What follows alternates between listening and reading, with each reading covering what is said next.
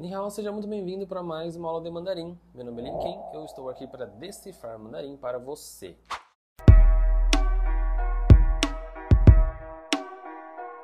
E no vídeo de hoje você vai aprender comigo 10 ideogramas que foram simplificados.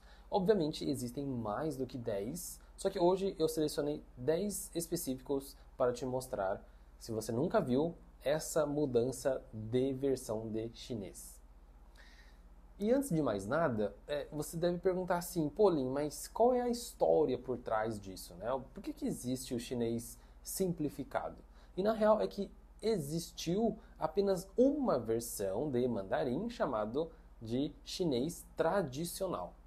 E aí depois somente surgiu o chinês simplificado. Então hoje, se você entrar no Google Tradutor, por exemplo, você vai ver que existem duas versões de chinês. Uma versão chamada tradicional e outra versão é a simplificada.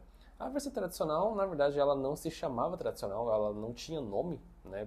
Até porque até um tempo atrás não existia o outro tipo de chinês. Só existia apenas um, então não tinha necessidade de você ter um nome específico para ele. E aí veio então, em 1956, a China fez uma versão simplificada para o chinês. Então o chinês, que antes era o chinês, se passou a ser chamado de chinês tradicional e depois houve uma versão chamada chinês simplificada. E aí você para pensar, falei, tá, mas por que existiu, né, essa versão simplificada? E essa resposta que eu vou dar para você agora não é uma resposta que você está acostumado a ouvir se você não me segue. Porque chinês é difícil.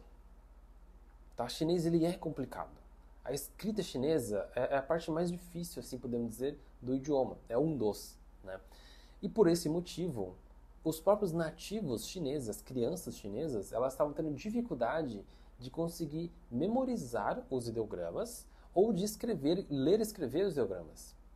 Então, eles tiveram que tomar uma medida e aí, por isso, eles criaram uma versão simplificada do chinês, da escrita chinesa. Não mudaram nada em relação à pronúncia, à entonação, à forma de comunicar. Isso não mudou. Mas saiu uma tabela, podemos assim dizer, de ideogramas que foram simplificados.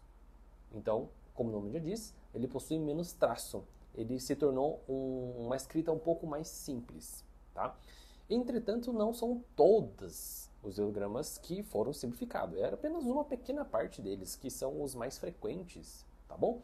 Então, não ache que uma pessoa, que tipo assim, que existe dois tipos de escrita, um simplificado e um tradicional. Tipo, existe, mas sei lá, é uma parcela muito pequena, podemos assim dizer, de ideogramas que foram simplificados, tá bom? Então, enfim, é isso.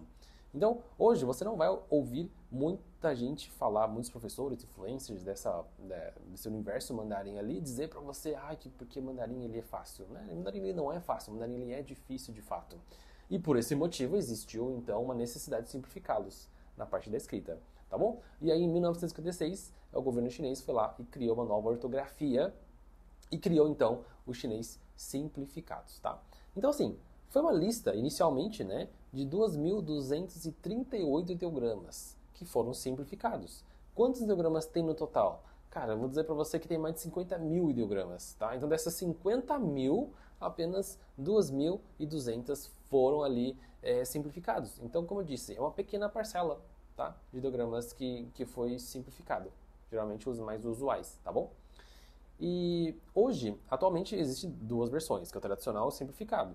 Quem que usa o simplificado e quem que usa o tradicional?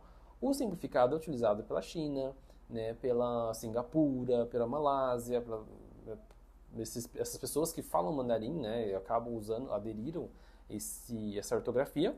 Entretanto, algumas regiões não aderiram a essa versão simplificada e permaneceram utilizando o tradicional, tá bom?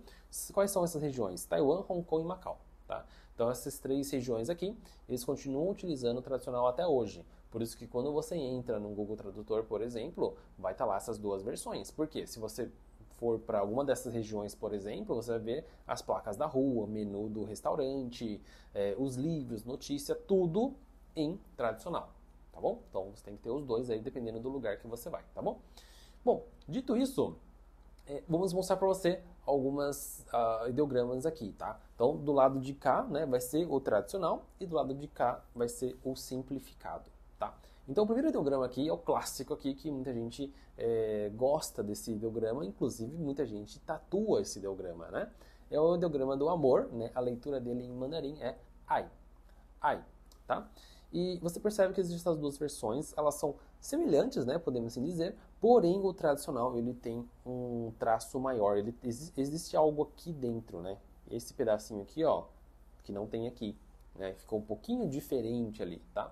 Então essa simplificação, né, é que ajuda, né, na hora de você memorizar, na hora de você fazer uma leitura, né? Enfim.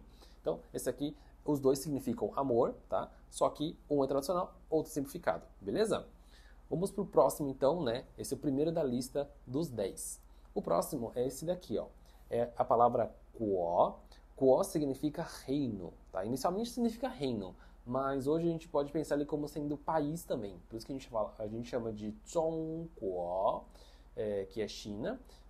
Sei lá, Estados Unidos é Meiguo, né? França, Faguo, ou seja, tem essa terminação, palavra Kuo, significa o reino ou o país. Tá? Então nós temos aqui o tradicional, que é dessa maneira aqui, e nós temos o simplificado, que você percebe que ficou mais simples. Tá? Então isso facilita muito a vida. Depois nós temos a palavra tempo, que é shi, tá? Shi.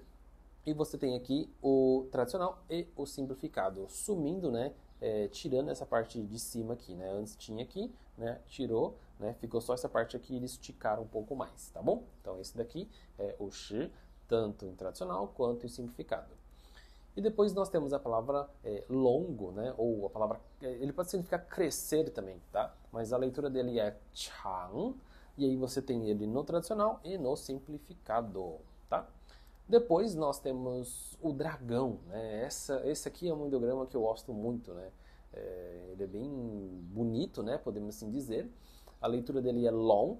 Quem é fã de Dragon Ball provavelmente vai lembrar do Shenlong, né? Shenlong, na verdade a leitura é Shenlong, né? E o Shenlong significa o quê? Deus dragão, né? Então, tá aqui o long, tá bom?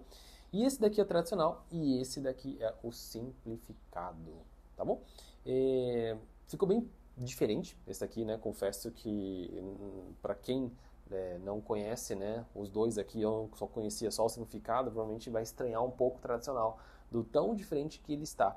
Diferente dos anteriores que a gente viu, né? Você percebe que esse aqui sofreu bastante ajuste aqui, né? Sofreu bastante mudança aqui, tá bom? E se você está gostando desse vídeo aqui, eu peço para que você curta esse vídeo, comenta o que você está achando e também não se esqueça de se inscrever para o canal, porque toda semana nós temos vídeo novo. Bom, continuando então, nós temos aqui o próximo, que é a palavra, o verbo poder, né? Isso não é poder de power do inglês, né? De ter poder, não. Poder do verbo poder, né? Eu posso fazer isso, eu posso fazer aquilo, né? Então, esse poder, né? A leitura é hui. Apesar de ele também significar uma conjugação do futuro, enfim, esses detalhes não é o foco da aula de hoje. O foco da aula de hoje é mostrar para você os ideogramas que foram simplificados, tá bom? 10 deles pelo menos. Então, esse daqui, tá? É o ideograma do hui. E aí ele se transformou para esse daqui. Então, o que manteve, né, é a casinha em cima, né, esse traço aqui, né? E o de baixo aqui totalmente foi alterado para esse daqui, tá bom? Esse aqui, então, é o ideograma do hui. Depois nós temos isso aqui que é energia elétrica. A leitura é tien, tá? Tien, energia elétrica. Simplesmente ele só ficou a parte de baixo aqui, né? Então a parte de cima aqui ele foi tirado, tá legal? Então esse aqui é tien, ficou mais simples. Nós temos a palavra tien, que ele significa ver, olhar, tá? Tanto que a gente fala assim, zaijian, zaijian é tchau em mandarim, né? E zai significa novamente. 再见, ou seja, te vejo novamente. 再见. Essa é o significado da palavra tchau em mandarim, tá bom? E aí esse tien, ele também sofreu essa alteração, tá? Antes tinha 2 traços dentro, né? E era fechadinho com 2 perninhas. Aí eles meio que abriram, né? Esse quadrado aqui, podemos dizer, tirou os 2 traços, né? E subiu esse daqui, tá bom? Então ele mudou ali também, se tornando com um ideograma com menos traço, com menos risquinho aqui, tá bom? Nós temos a palavra xue. 学é o verbo aprender, tá? Então nós temos aqui o tradicional e o simplificado, né? Então toda a parte de cima aqui ele se transformou nesses 3 risquinhos. Antes tinha muito mais risquinho, né? Então era muito mais difícil, né? Então ele ficou assim e o resto ficou permanecendo igual, tá? Nós temos também o ideograma do livro, que é shu, tá? Shu. Então o shu também foi bem diferente, né? Ficou bem diferente ele no tradicional e no simplificado. Na minha opinião, eu acho que o shu e o long são 2 ideogramas que mais mudaram assim dessa lista dos 10, tá? Não sei o que você acha disso, né? Se você consegue achar alguma semelhança entre eles ali, ou se tem algum outro que você acha que mudou bastante, comenta aqui embaixo também, tá bom? Enfim, mais ou menos essa é a lista das palavras que eu gostaria de mostrar para você hoje. Espero que você tenha gostado desse vídeo e a gente se vê na próxima aula. 谢谢你，再见。